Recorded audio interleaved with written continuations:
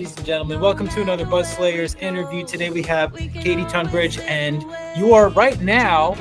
Well, I want to talk about your Skin Deep record first of all. I definitely want to talk about that because that was a really, really good record with all kinds of cool. Yeah, no, it was amazing. It was really good. It was very honest, and it crossed into to me, I might be, I feel like it was very Americana influenced to an extent. Not every song. Some of it was pop rock. Some of it was like contemporary pop. Some of it was more vast and kind of dreamy. But a lot of it to me was like this kind of warm Americana style stuff. And I really liked that. Sometimes that had more to do with the instrumentation than just the vocals, of course. But the record was really a big record. I do want to get into that, but I wanted to ask you first of all, so why are you in Sydney right now? What are you doing there? So back, born and raised in Sydney, Australia. So I'm back seeing family. So back for Christmas and New Year. Very good. Oh, that's beautiful. I love that. A nice, and I have a good friend that's Australian too. So it's a nice warm Christmas, right? Yes, absolutely. We're in summer. It's, like 80 degrees. Stop it. I'm so jealous right now. I'm so jealous. So thank you for doing this. I really appreciate it. This is really it's very wonderful. I wanted to start off with, I do want to talk about the record a little bit. So let's get into Skin Deep. So like I said in the beginning, I feel like this is a very, honest and kind of personal record. And not all the songs, but a lot of them feel like they could have been like chapters, of your life in a way, So how did it get? If you don't mind, let's get into where did this come from? Where did that record come from? Yeah, great questions, and you're absolutely spot on. Like I would say, most of the songs, like it would be a chapter of my life. So it was like, grab the wheel. I was, road tripping across the states and, Right. for a good year and a half. And it was, I love a good road trip. So I'm like, anything to do with cars and road trips, count me in. And so, I was like going from anywhere from like LA to like New Orleans, San Francisco, New York. I lived in New York for 5.5 years. But yeah, kind of traveling all over the states. Texas and everywhere, Arizona, and that was amazing and phenomenal. Obviously recorded the album in Nashville, so I was in Nashville 3 times last year. So yeah, just all of that, and then Lying Through Your Teeth, there's a story there. Oh yeah, I'm sure they all have stories. When you for that track, I mean, talking about traveling around so much from New York to LA and all these places in Texas, and was that from touring or playing shows or from acting? I know you act too. You do acting as well. Is that from that or? Mostly it was recording and sometimes performing, but I was also the circle that I was around. I was going to a lot of Comic-Cons, so kind of going from like Comic-Con to Comic-Con. And that's kind of where I got the idea for superhero, superhero that's on the record. I figured that out as soon as you said Comic-Con. I was like, wait a second. So that's where superhero was a big one from the record. I feel like that song got some notoriety for sure.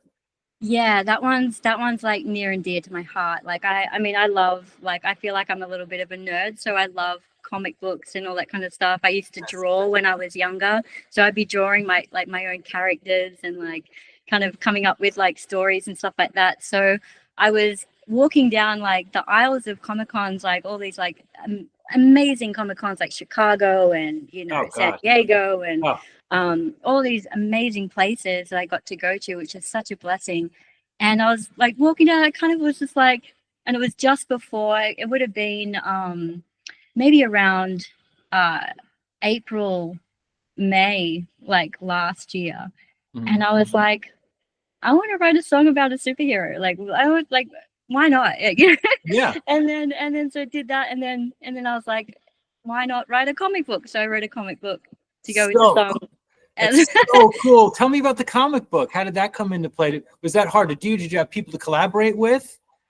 Yeah, so that one was just a phenomenal project. I kind of always had the idea in the back of my head. I wanted to write a book, or I wanted to write, something to do with like a comic, but something that's very visually pleasing. So I had like kind of written like a kid's kind of book, like you know, in my early 20s, and it never kind of, I didn't really know what to do with it. And I didn't really know how to kind of go about producing it. Right. So the circles I was in, blessed enough to know, you know, major comic book artists like Steve Rude, who also did my album cover art. He's a good friend of mine. There you He's go. awesome. Check out his work. That answers another question of mine already. So good. Yeah.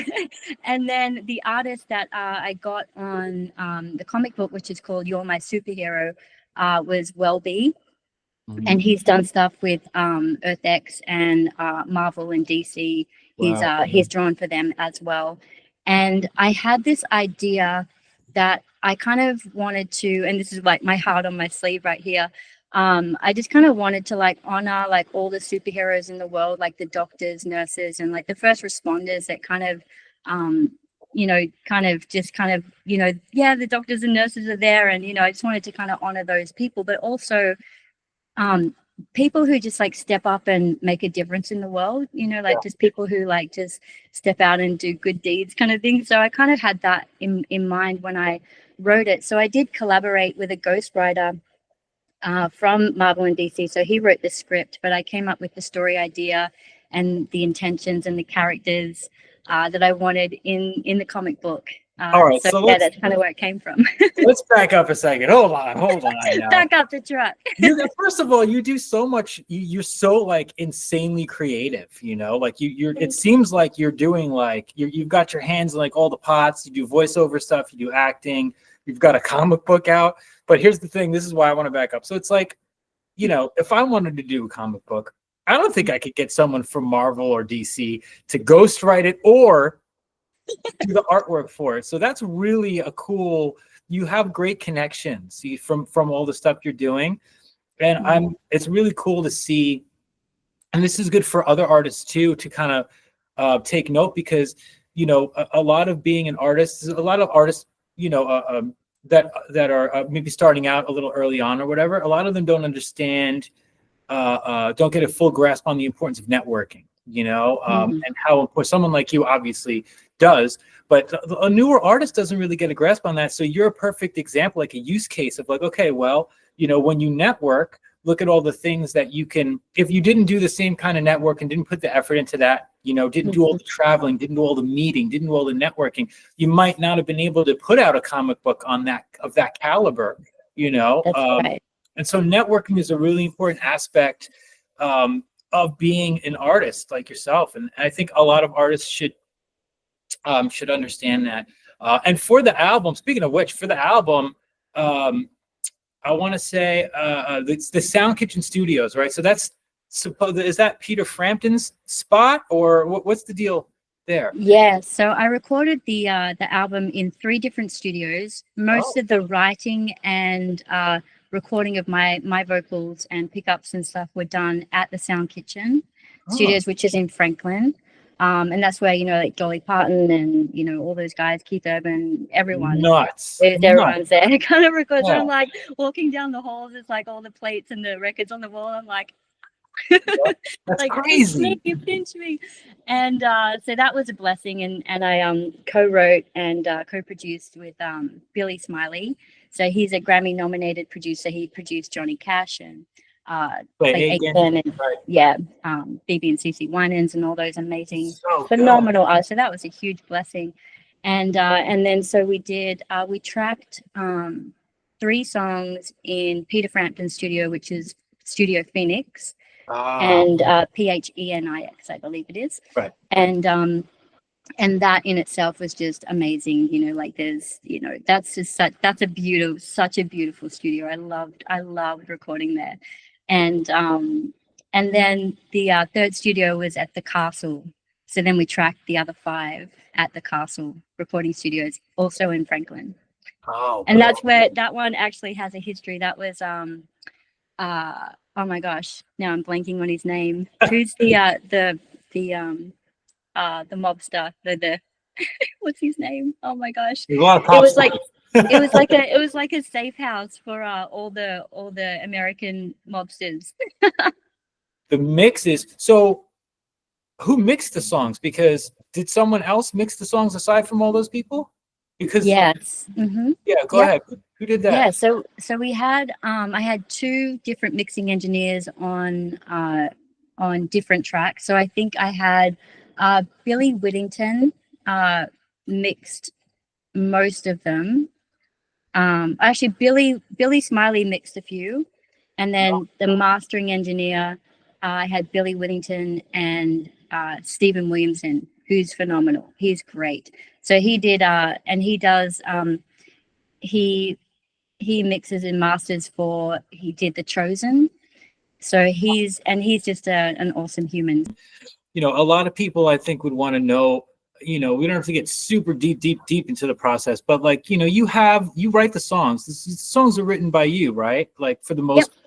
So you Yep. come with you come to everybody with the song, and do you sit down like with on a piano or with a guitar or something, or do you just kind of lay it out for them and then they bounce ideas back, or do you have like a very specific when you go in with these, you know, I'm sure it's still somewhat, even for you, somewhat intimidating sitting with these people, you know, right? So it's like, do you still sit down and go, okay, well, this is the vision that I have, and then does it work like that, or is it kind of like a free for all where it's like, well, I was kind of thinking this, and you pick up guitar and you know strum.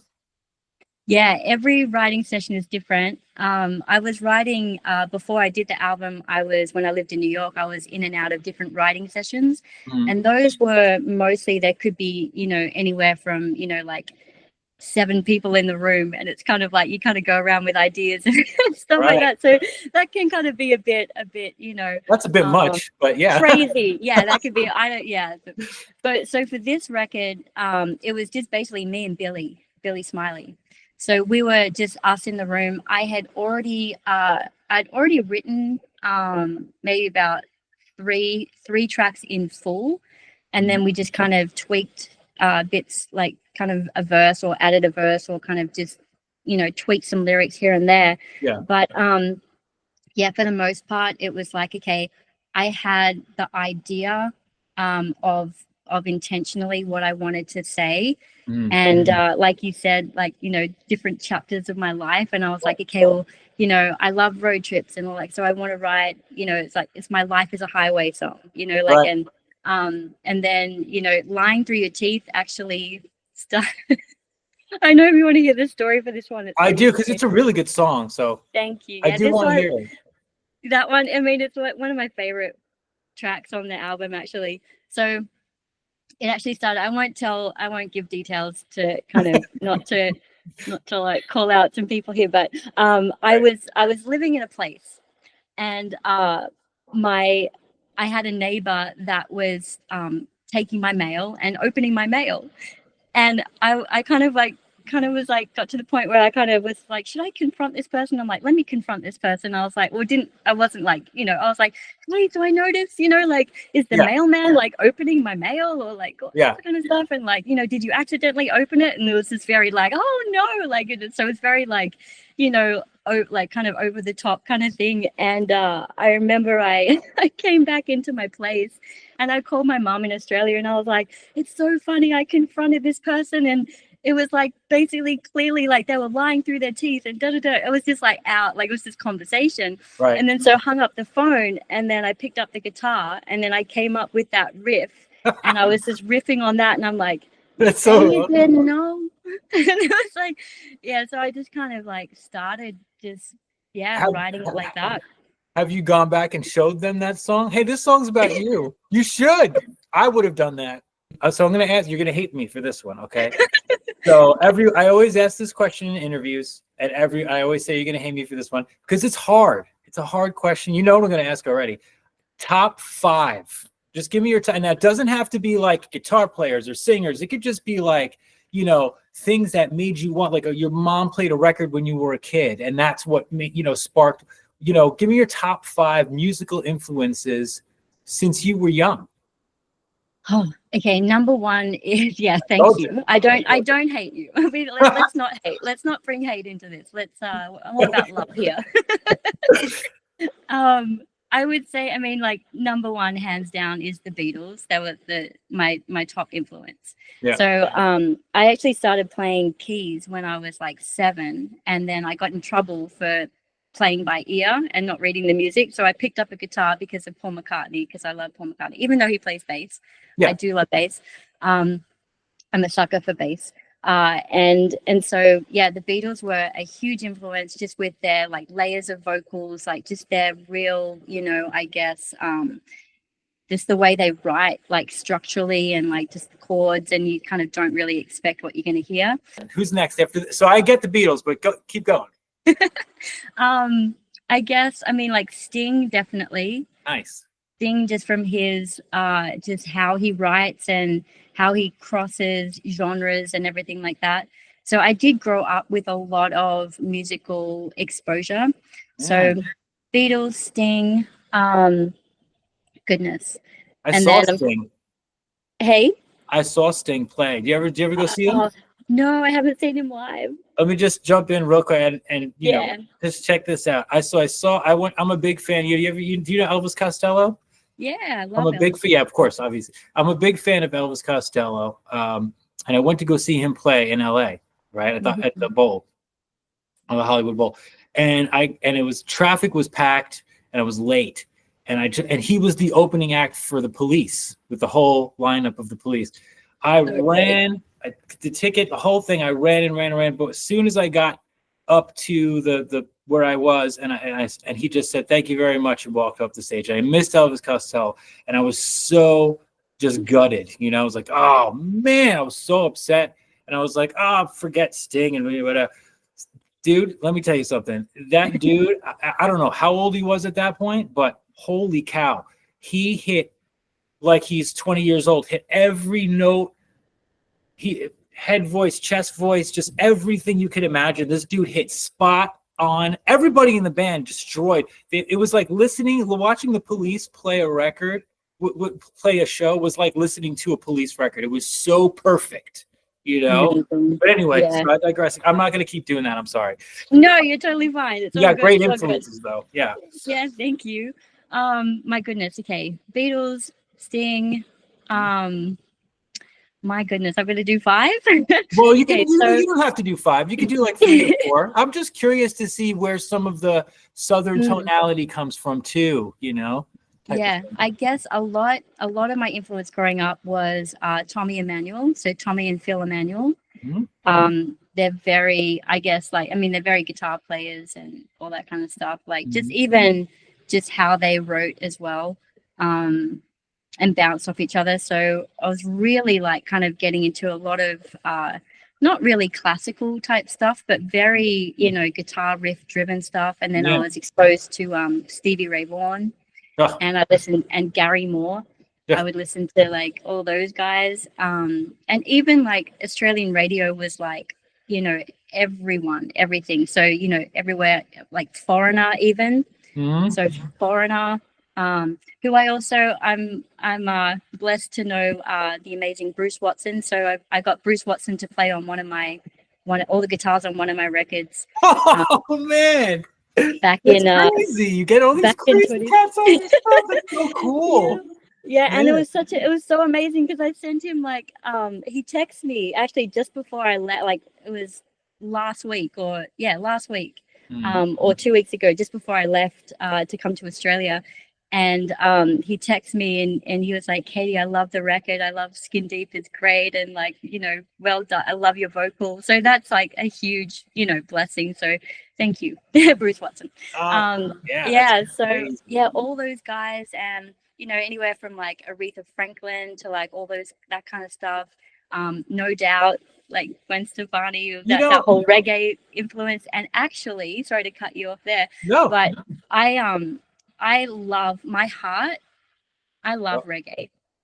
I love reggae. Like that's my happy place. And like I grew up listening to Bob Marley. My mom introduced me to Peter Tosh. I have a Peter Tosh t-shirt, and I was like listening to a lot of reggae growing up. Wow, that kind of surprised. I mean, I wouldn't have guessed that off the top of my head. But I also wouldn't not have necessarily guessed. I would not have also necessarily guessed so much, mainly classic. I mean, there's a lot of classic rock going on in your set of influences.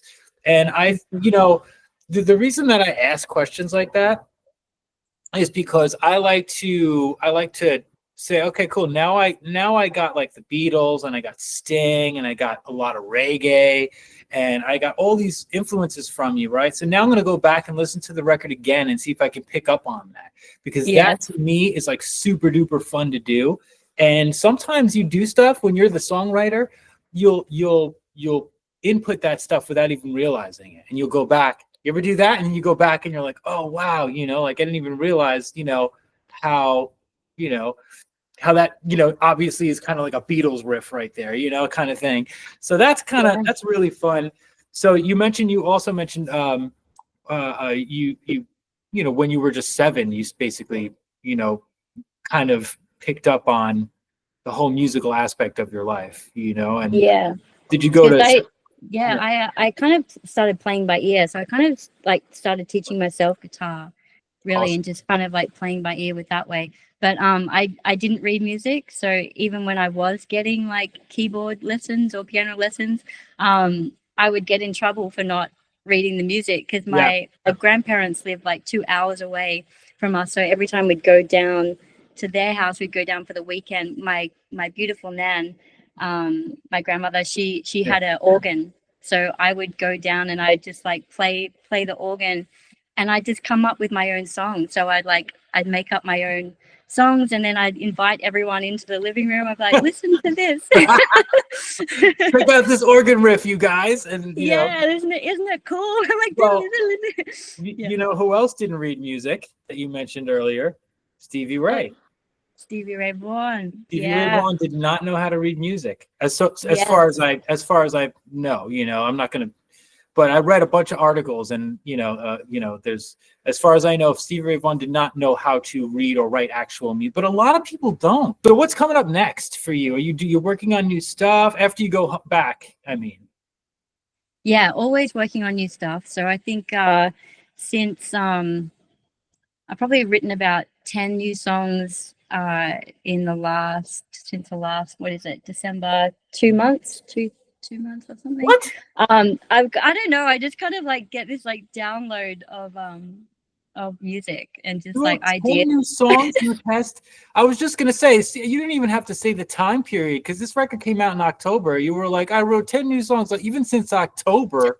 I'm like, what are you talking about? How does that work? So what do you like have a way to scratch track them when you think of them? Yeah, so I'm a sound engineer as well. So I got my diploma and music producing, recording engineering degree in New York when I lived in New York. Nice. And I was also mixing live sound in New York as well, in Brooklyn. Wow. So, and doing production at the Time Center building. So I was kind of always kind of around that, and wanted to, because I knew I was a songwriter and I kind of was a storyteller. So I kind of wanted to be able to, if I did get an idea, to be able to lay it down straight away. So I kind of,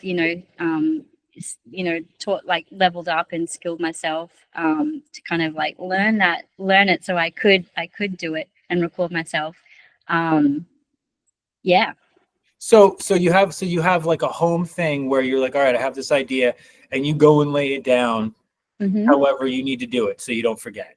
Yeah. So I mean, like, normally, like, if I have an idea, I'll like just record it on my phone. So I'll have like, a million voice memos or whatever if I'm out and about, or even sometimes if I'm at home or whatever. But that's like level 1 though. That's like level 1, and then you go home and you kind of take it to the next level, right? And actually create a scratch track with it. So let's say you have an idea for a song, right? And you grab your phone, right? Yeah. And so how do you do that? Is it like do you have like a the guitar riff goes like this, or you're like, the drums have to go boo, boo, cha, boo, boo, or you how does that work? Like, how do you do that because like you're writing? Well, here's the thing. There's people out there that, they go, I wrote a song, you know what I mean? But really they just wrote lyrics to a song.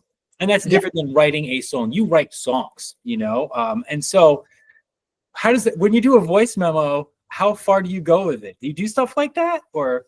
Yeah, I mean, normally it starts like, I'll start with a hook. So, and I think one of my strengths in writing is hooks. So I'll like come up with like even Living the Dream, which is the reggae track on my album. So I started writing that. I actually wrote it. I was staying at the El Patio Inn on Ventura Boulevard Ooh. in January 2020.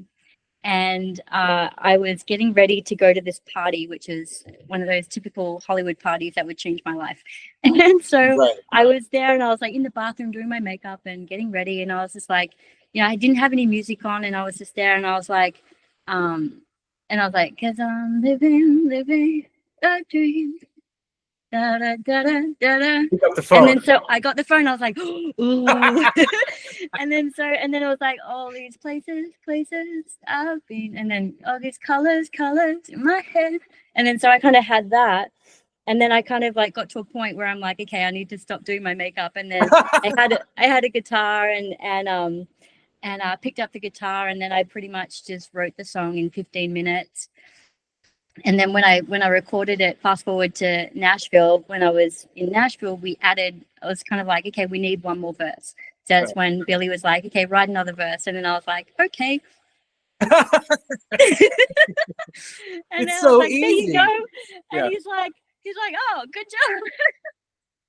So how that So, must yeah. have felt, pretty awesome. Like just think of that, when I think of like a moment like that in time, it's kind of it. You must have felt great. Like, oh, you're putting on your makeup, you're going to this thing, you're excited about it. You wrote a song just now, like, oh, that's going to be something, and then you still go to the party and you're thinking about the song you just wrote, and you're meeting all the. What a cool time of life that must have been. Yeah, Like, it really was. so Yeah, exciting, and so I don't know, it's just such a cool. I like stories like that because I can visualize them. I can picture them in my head, and so Yeah. that kind of story is like. And so tell us a little about. So I know. So you got. First of all, you have 10 songs that you wrote in the past couple months. So, Just 10. Yeah, just 10. Is that it? Is that you sure? Yeah. So from now till what's going to happen? What happens from here? Now you have 10 songs that you wrote. Are you going to meet back up with Billy, or is it new people, or is there a plan, or? Yeah, always a plan. So so even with this record, like I was, I kind of tend to plan like a year, 2 years ahead. So I'm like, okay, this is what I'll be doing, next year or whatever.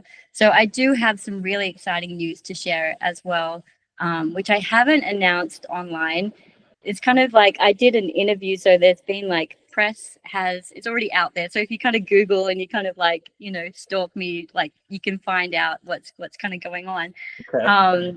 But anyway, going back to the songs, but yeah, even like I have a friend that works at Paramount, and he's like, we're just like out like seeing this band, and there was like all these mirror balls and stuff on the wall. I mean on the roof, like on the dance floor, they had like 5 or 6 mirror balls, and then Mhm. on each table they had like candles. And then he was like, and it was kind of as a joke, but he's like, write me a song called Candles and Mirror Balls.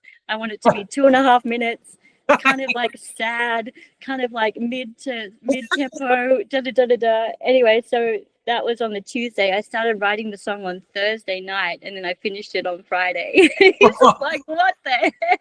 Wow, That was dude. funny. But yeah, so that's fun. And then another collaboration, which I'm really excited to be working on, is with one of my bass players, Pee Wee Hill, who's played with Sly Stone and Thelma Houston and Billy Preston and all these guys. So he sent me 2 tracks. He's like, Katy, like I kind of don't really know what to do with these ones, like, and they're amazing. Like they're very soulful, kind of whatever. So I've started writing them. So I've halfway through one of them. I kind of did like a scratch vocal over the other one. But yeah, so that I'm kind of collaborating with some really great people for these other tracks. Another songwriter in New York as well. Yeah. So are these people sending you like full songs, or when you say, oh, here's a couple of tracks I'm working on, what is it? What is it? Is it like yeah, sometimes it's a full track, so where they've, it's but real musicians, so real drums. Pee Wee is just a phenomenal bass player. And then keys as well, his beautiful wife Michiko. And so yeah, like those tracks were kind of they're the full track, and it's just like, okay, they don't have lyrics and the melody, so go for it. And that's a huge blessing when I get that and people entrust me with that kind of stuff, and that's really exciting. And then sometimes like people have ideas and like, Katy, let's like collaborate on a song. You know, I'm thinking about this, and then sometimes like I'll start it, or they'll start it, or they might be a keys player, and they'll just do like a scratch of the keys and then say, hey, like, how does this feel to you? Like, could we develop this and that kind of stuff? So with every write, it's different. But if I'm just writing for myself and I'm writing tracks, like I've written a whole song, just drums. Like I've written the drums first. With in mind, I'm like, okay, I'm gonna have like start to finish. So I've got the drums starting. I'm like, okay, this is the intro. I'll have guitar, and I hear the guitar, how the guitars are gonna be in my head. And so I'll be like, and then I'll go, okay, and then here is like the first verse, and then we have this, and then maybe this is a pre-chorus, and then the chorus. Okay, then we go into another verse, and then here we go into like, you know, the solo, and then we go back into the chorus. Maybe let's do the double chorus here, and then, you know, the outro. So you map it out. You map it out in your head. Yeah. Oh, this is cool. You know, I love this right now because it's such a cool like insight to, because I guess everyone is different in terms of how they, you know, write songs. You know, I've worked with and reviewed and interviewed, you know, artists that do a lot of the stuff themselves, you know, not a lot more in the pop genre than the rock genre.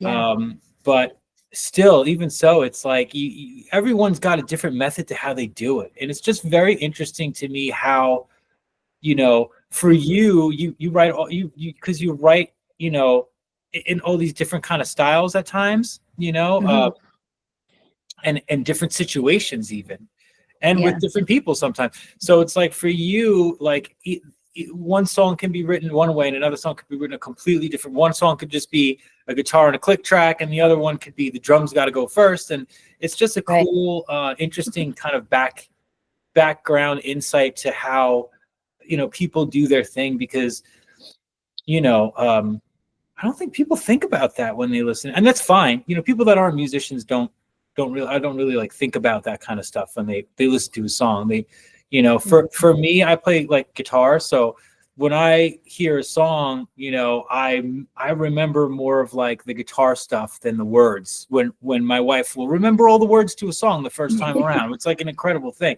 And so, but me, I'll remember all like the guitar stuff, the riffs and the guitar solo, or, you know, the little bridge section with the cool vast guitar thing underneath.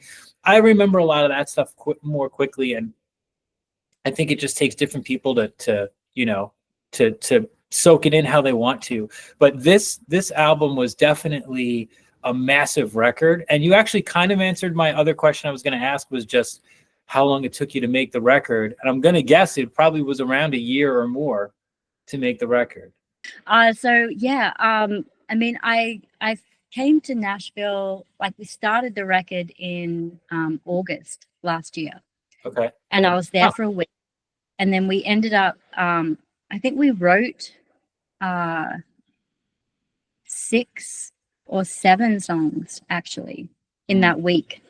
And then we may have like needed to maybe write another verse here or finish the bridge section and that kind of stuff. But we pretty much like, we tracked in Peter Frampton's studio first. So we tracked the 3 songs, which was, now I can't remember, Naked to the Bone, Lying Through Your Teeth, and what was the other one? I can't remember now.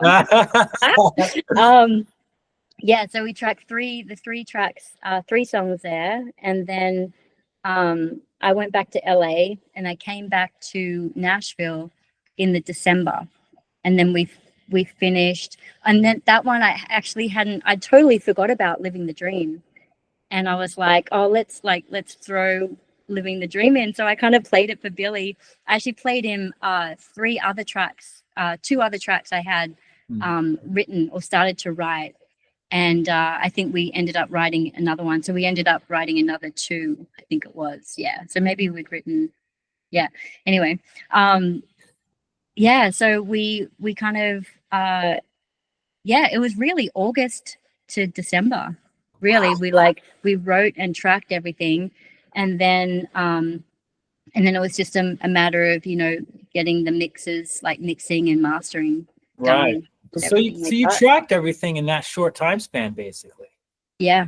And then it's funny how long the mixes take, though, and how important they are too. It's another thing.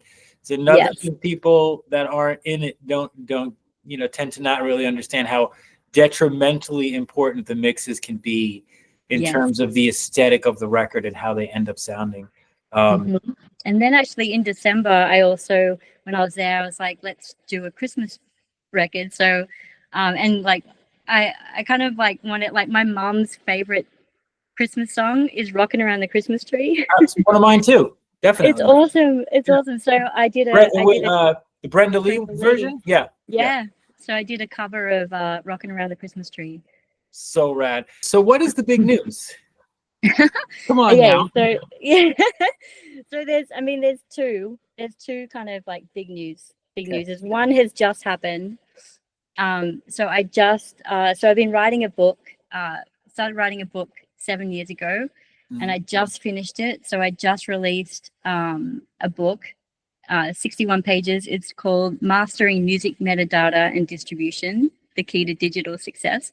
So it's kind of aimed for like artists and musicians who are wanting to, be like independent artists and how to release music, and musicians or songwriters that want to get their songs in TV, film, and commercials. Like it's kind of like aimed at those people to kind of help them and give them tips and stuff like that to kind of help them out. Wow, that's something I wanted to ask you about as well, because I know that you've done voiceover and acting as well. And I saw your IMDb and stuff, and I was like, have you ever? I was going to ask you if you've ever. I thought about it again when you brought up Paramount, but I forgot again. But I was going to ask you if you ever thought about, maybe finding the music supervisor and being like, hey, here's my. You ever do something like that? Cross that line? Yeah, absolutely. Yeah, I mean that's been my whole like since I was 16 years old. Like that's been the goal, to get my music in TV, film, and commercials. Right. And I did get one track, which it's like a 30-second jingle that I wrote during COVID. It got picked up for like a show in Belgium or something for like one episode. I don't think it was like repeat or anything like that. So it was just like a one little flash in the pan thing. But yeah, I definitely, I'm actively pitching and, all that kind of stuff in what I'm doing. Let me ask you one more, because this is something you made me think of. We'll get into the second one too. I know there's another big one coming, but you just made me think of another question, which is, what do you think? I just want to I wanted to get like professional musicians' take on, is because I just brought it up and you were talking about film and TV and stuff like that. You're aware of like the whole AI nonsense and all that kind of stuff that's going on with fake music and all this stuff. Yep. So I've, talked to, I know a lot of people in the business as well over here on this side. And a lot of people are kind of telling me that the music supervision position of filmmaking is kind of on its way out, because AI can just make whatever music that the director wants to have in the thing. Do you really think that that's like I mean for newer directors that are obviously, people do it because they're limited in budget and things of that nature. What do you think about that? Do you think that that's like a real threat to real musicians? Yes and no. I think no. I mean, I feel like computers and AI, like they'll never replace like the humanness, like our humanism and our authenticity.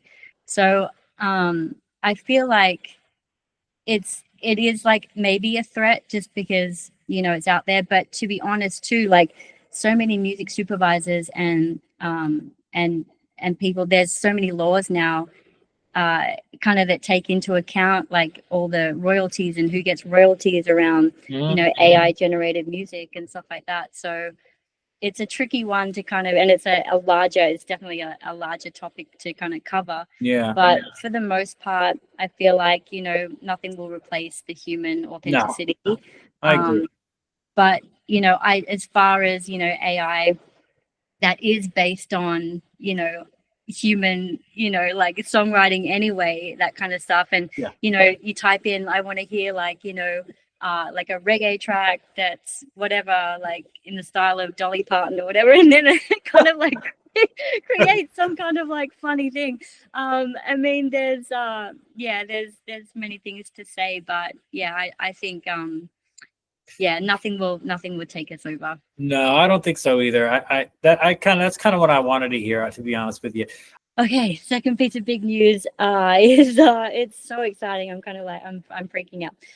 So I've been nominated in 4 different categories for the World Entertainment Awards, which is like same weekend as the Grammys. So everyone's kind of, it's like the pre-Grammys like kind of celebration. So that's taking place on January 31st. Been nominated for Superhero for Best Pop Song. Yes.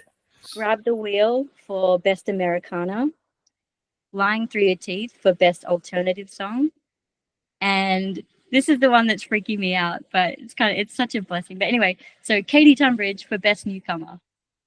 Really? Yeah, so I'm so thankful. Wow. And there's also another little piece of information.